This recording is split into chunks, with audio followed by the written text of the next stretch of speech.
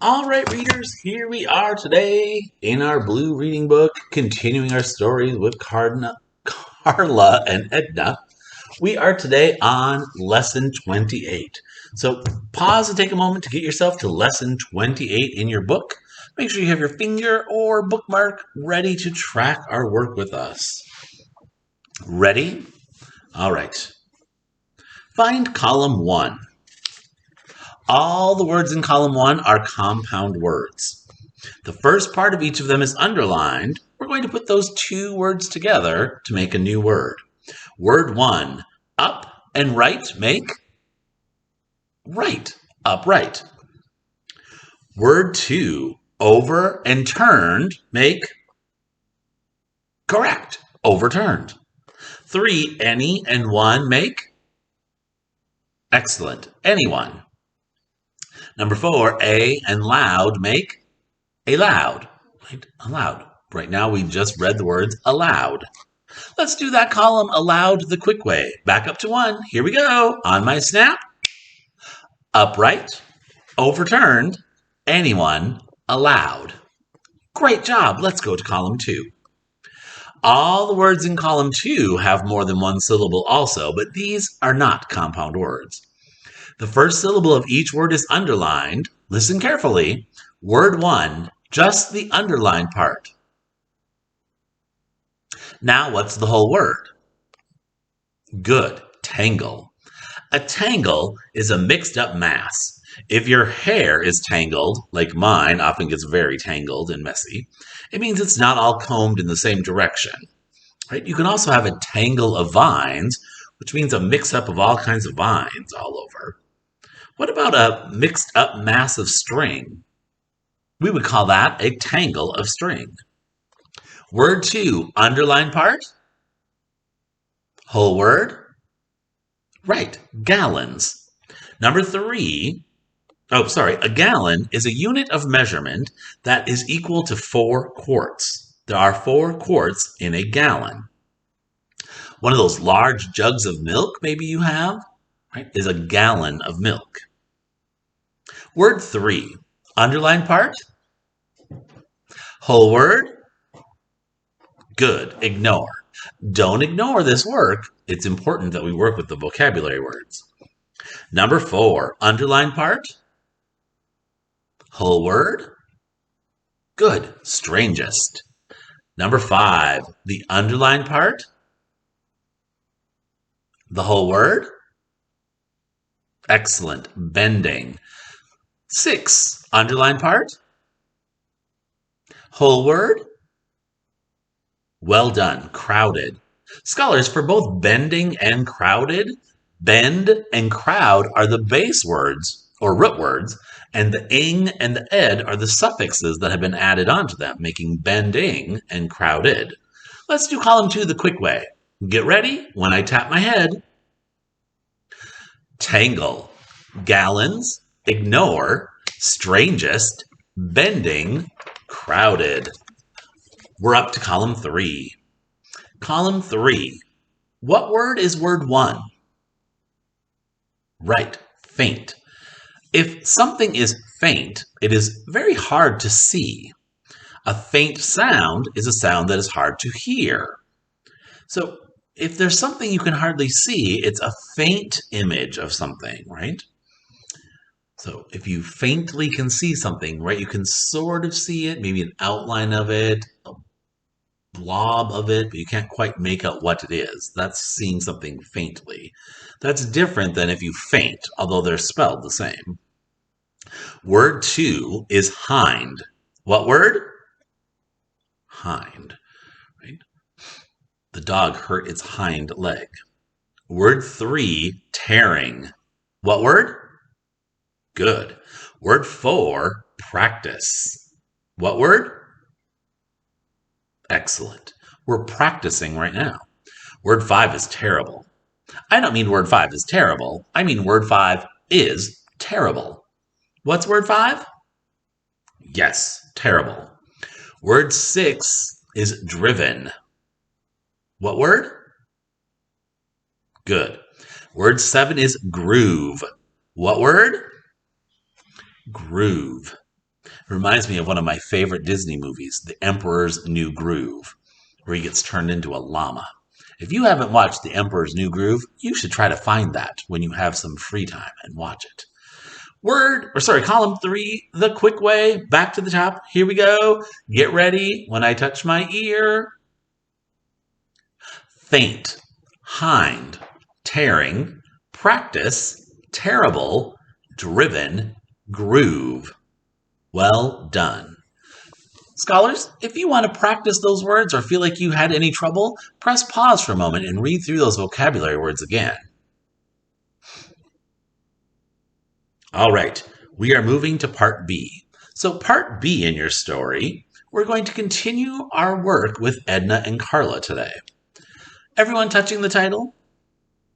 The title is A Long Night. What's the title? A Long Night. Pointing fingers or bookmarks ready. Please track with me. Remember, I'm going to stop and ask some questions along the way as well, so you want to hold your spot. A long night. Carla called to Edna, "Help me get this boat on shore." Oh, that reminds me, everyone. Do you remember where we left off on Friday? Right? They had come out of the whirlpool and the lightning had struck near the boat and sent them kind of flying in the air. And now they landed where they were about, I think it was about a half mile from shore in about a meter deep water. They were going to wade their way through to shore. Carla called to Edna, "Help me get this boat on shore." Carla was pulling the lifeboat toward shore. She was a long way behind Edna. Edna waited for her. Then the girls pulled the lifeboat onto the beach and turned it over. Many gallons of salt water spilled out and ran back to the ocean. So, scholars, where did we just hear they are now? Did you say on the beach? Good. So, how did the boat get to the beach? Right? They had to drag it there, wading through the water. The sky was starting to clear. In the distance were heavy clouds, but the waves on the ocean were small. Behind Edna and Carla was a heavy jungle. A great tangle of trees and vines crowded down the beach. From the jungle came the sounds of birds and other animals. The whole beach was covered with red sand. Edna had never seen sand like that before. Edna walked a few feet from the overturned lifeboat and sat down on the soft red sand beach. "I'm sick," she said. "I'm sick too," Carla said. She was lying down on the beach. A few minutes later, Carla was sleeping. Edna closed her eyes. The world seemed to be spinning around and around. The beach seemed to be rocking. "Oh," she said aloud. She kept her eyes closed and tried to ignore the terrible rocking and spinning. So, everyone, hold that spot. Was everything really rocking and spinning? No. But why did Edna feel like they were? Right, she was still feeling dizzy, right, from the boat ride. And then we get to those 3 dots, right? That ellipsis is telling us something, right? We're jumping ahead, right? We're bumping up to another part of the story. Brah! Edna sat up, her eyes wide. It was night. At first, she didn't know where she was. So, scholars, Edna had been on the beach with her eyes closed, and now it is night. Can you tell what happened during that ellipsis? Right, she fell asleep, and now time has moved forward. Brah! What's making that noise? Carla asked. Edna turned toward Carla's voice. It was so dark that Edna could hardly see her. Suddenly, as Edna looked in Carla's direction, she saw something moving out of the jungle. She heard it too. It crashed through the vines and trees. There were breaking sounds and tearing sounds as small trees snapped and broke. Edna could see the faint outline of the trees being bent over and snapped down. Then she saw the faint outline of something else, something very large. An animal of some sort. It can't be, Edna said aloud. The animal that she saw was too big. It was as big as some of the trees. Edna didn't have much time to look at the animal because it stayed on the beach for only a few seconds. All Edna saw was a very faint outline, but she saw enough to know that she was looking at an animal like nothing she had ever seen before. It was big. It seemed to have a huge head, and it seemed to walk upright on its hind legs. Everyone, hold that spot. Let's check on a couple of things. Could Edna see this animal clearly? No. And what were some of the things the animal did? Let's see if you named any of these things. It made noise, it crashed through the trees, and it briefly came onto the beach. Did this animal walk on all four legs? No, it didn't. You're right. So it just walked on its hind legs. And how big did we hear the animal is? Yes, as big as the trees. Very big. And its head was huge. Too big for animals that they know. So everyone, take a quick look at that picture before we continue. It shows Edna and Carla on the beach. If you look very carefully near the edge of the jungle, you can see the faint outline of a huge animal. It's walking on its hind legs. Do you have any ideas what kind of animal that is? Make a little prediction. Let's see if we find out more. Scholars, pointing fingers and bookmarks should be at during the few seconds. That's where we are. Ready? During the few seconds that Edna saw the animal, it seemed to throw its head back when it roared. Then it suddenly turned around and disappeared into the jungle. It left a trail of great crashing and bending sounds. What was that? Carla asked. I don't know, but I'm scared, Edna answered. Yeah, Carla said. I think we should go stay under the lifeboat. Good idea, Edna said. So the girls crawled under the lifeboat and tried to sleep, but neither girl slept. One time, Edna was almost asleep when Carla moved her foot and made a noise. Edna sat up so suddenly that she hit her head on the inside of the lifeboat. So, scholars, were they able to sleep well? No. And what happened to Edna when she heard just a little sound? Right. She woke up and she sat up and hit her head. Ooh. I'm going to have you read the rest of this story to yourself. I want you to find out a couple of things. Listen carefully. Find out what the girls saw next in the next morning. So what did they see the next morning on the beach? And how big was that something?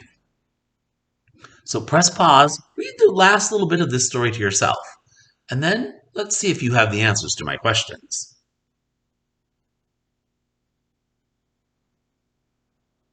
All right, let's see how you did. Everyone, did the sky first get light over the ocean or over the jungle? Yes, over the jungle first. So that means that direction is east. Now, what was the first thing the girls did after they crawled out from under the lifeboat? Yes, they walked over to where they had seen the animal. And here are my two questions. What did they see in the sand? I hope you said footprints. And how big were those footprints?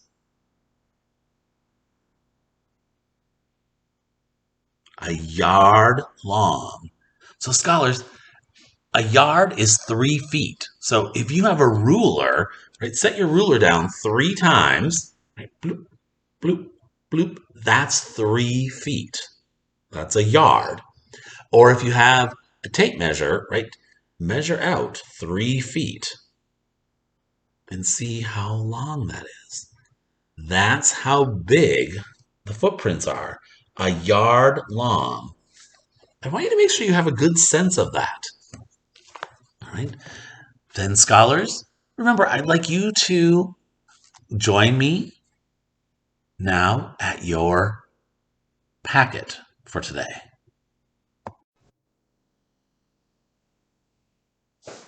All right, readers, looking at our packet work for today for lesson 28, our work is about the setting of the story. So, the setting of a story is when and where it takes place. If you change the setting of the story, the whole story may change.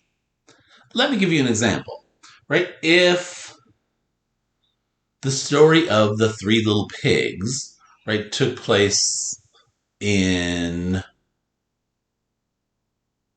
the North Pole, right, the 3 little pigs would probably need to build their houses out of something else, right? It would change the story, right? The idea could be the same, right? The 3 little pigs could still go out to build their own homes, right? And a wolf could still be coming to get them. I'm not sure why pigs would be up at the North Pole, but still, the materials they're using for their homes could be different, right? The setting could change what those things are. You've maybe read stories before, versions of stories where the setting is different, so it changes some of the things in the story. So today's work is a little bit challenging, but we're going to try to get through it as best we can. Is the setting of our story about Edna and Carla important to the story? Why or why not? So first, scholars, you have to decide, do you think the setting is important?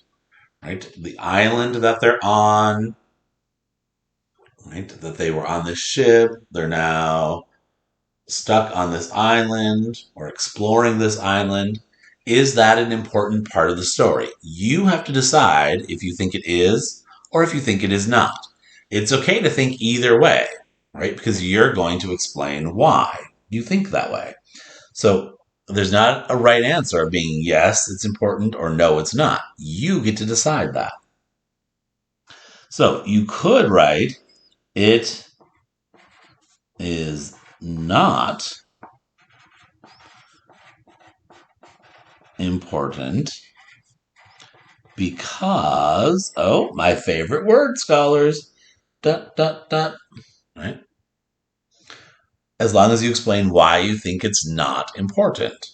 Or if you think it is important, right, you could write it, and then you would not have this word. It is important because blah, blah, blah, blah, blah. Then you get to put your creativity into this. Imagine that the story took place somewhere else. Where are you imagining? So, anywhere you want. Where could they be instead of on this island? Right? And you don't have to write this one in a sentence. Right? Just jot down the place. Right? Where could they be instead of on the island? Be creative. Where might that story be able to happen? Then, write 2 things in the story that would be different if it took place there. So, looking at the place you wrote here, what are two things that would be different in the story? Like, what would be... So, for example, right, if it's no longer taking place in the jungle on this island, right, the animal this animal that they see, right, wouldn't have been knocking down trees. So, what would happen instead? What are two things that would happen that would be different? Another example, they wouldn't be hiding probably under a lifeboat, right? If they were in a different place, depending on the place you wrote, right? Maybe they're hiding under something different than a lifeboat. Those are two possible ideas. Scholars, I would recommend writing a 1, right? And then a 2. And then remember, you want to make both of these into complete sentences about what would be two things that would be different. I'm going to point out again, scholars, this one right here, we're still having some trouble answering with words from the question. So what I did up here for the first one is use words from the question, right? The word important, right? Maybe you want to say the setting is important because, or the setting is not important because, right? Using words from the sentence. Also, capital letters and punctuation marks are important. All right, scholars, we are looking very forward to seeing your idea for a change in the setting of this story. Remember, when you're finished with this, submit a photo of it to your reading teacher. And remember, practice the story. Read aloud to someone to build your strong fluency. Thank you, scholars. See you tomorrow as we continue with Edna and Carla.